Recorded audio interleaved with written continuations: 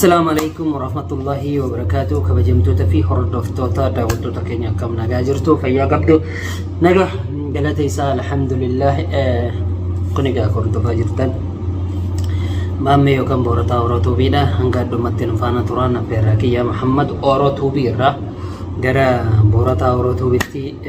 جرة جرة چورا borata جرة أما إمالا كينا gara بيا دي بيسي جرة چورا أما فندو كنجرة كوما سنرغا جرتن شانتلي وعوندا جائزة برده ديما جرى چورا gara biyyaati kanaaf hanga dhumatti faana turaana feeraa keenya kabajamtoota fi hordoftoota daawwattoota keenya mudannoolee karaa kanatti maal kana wadataa fi maal keessa akka turre eessa akka jirru garamirraa gara eessa akka deemaa jirru wal duraa duuban kan isin biraan ga'uu ta'a jechuudha du'aa keessaniin nu bira dhaabbadaa hanga dhumatti jechuudha ammas gara sooshaal miidiyaattis deebinee jirra gara oromiyaa fuula deeffanne amma imalli kenna gara biyyaati waan ta'e imala kenna keessatti bu'aaca'ii bayii keessatti mudannoolee adda addaa kan nu mudate kan waliif ifa goonu ta'a jechuudha kan barnoota irraa qabu kan irraa hubattan kan irraa wal barsiifnu kan irraa wal hubachiifnu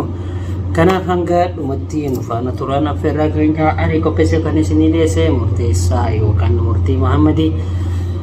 hanga dhumatti nu faana turan yookaan maameedha hanga dhumatti nu faana turan affeerraa kiyya asuma egaa akkuma isiniin jedhe kunoo amma bahara gubbarra seennee jirra jechuudha kabajamtoota fi hordoftoota daawwattoota keenya hanga dhumatti nu faana tura isiniin jenna inshaallah kan yeroo dhiyootti gamatti nu argitan ta'a jechuudha biyya keenya oromiyaa seenuudhaaf karaa baharatiin yookaan markaba isa lammaffaatiin deemaa jirra jechuudha doonii osoo hin ta'in jechuudha kafaladhee maallaqa kafaleetiin gara biyyaa deebi'aa jira egaa kabajamtoota fi hordoftoota daawwattoota keenya viidiyoon kanaan viidiyoo hedduutu jira kana wal duraa duubaan kan isin biraan ga'u ta'a jechuudha haga dhumatti nu faana turaan affeerraa kiyya ittiin boharaa kunoo baharri yookaan baharri kun dhandhamni isaa subhaanallah dhandhama sooqiddaati egaa haga dhumatti nu faana turaa maammeen eessa jira eessa deemaa jira ka jedhuuf akkuma isin argaa jirtan gara biyya kiyyaa bifa kanaan deemaa jira jechuudha oromiyaa seenuudhaaf inshaallah gaafa rabbiin na laaffisee achi bahe bakka ga'ee fi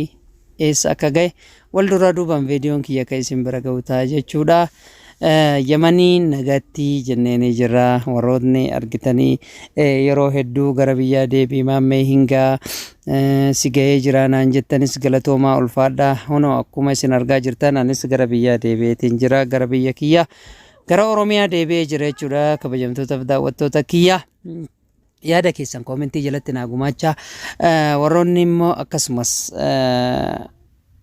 biyya argitee oromiyaa daawwachuudhaaf keessa deemnee daawwachuudhaaf qophii kiyya xumuradhee jira